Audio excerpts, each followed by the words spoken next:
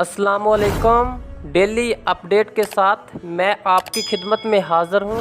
جیسا کہ کراچی میں موسلا دھار بارش نے شہر کو ڈبو دیا، 5 افراد جاں بحق۔ کراچی کے مختلف علاقوں میں گزشتہ رات سے وقفے سے تیز بارش کا سلسلہ جاری ہے، جس سے شہر کے کئی علاقے ڈوب گئے، جبکہ کرنٹ لگنے کے واقعات میں 5 افراد جان سے گئے۔ شہر کا بیشتر حصہ کئی گھنٹوں سے بجلی سے بھی محروم۔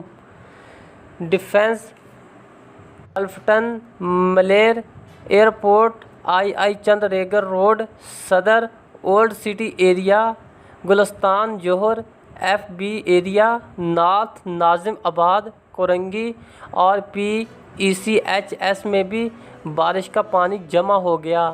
اس کے علاوہ نیپا پل، قیوم آباد، چورنگی، arts council چورنگی، supreme court registry, زینب مارکیٹ اور ایم اے جناح روڈ سمیت شہر کے کئی سڑکیں زیر آب آ گئی ہیں، جس سے ٹریفک کی روانی متاثر ہے، جبکہ کئی گاڑیاں اور موٹر سائیکلیں بند ہو گئیں۔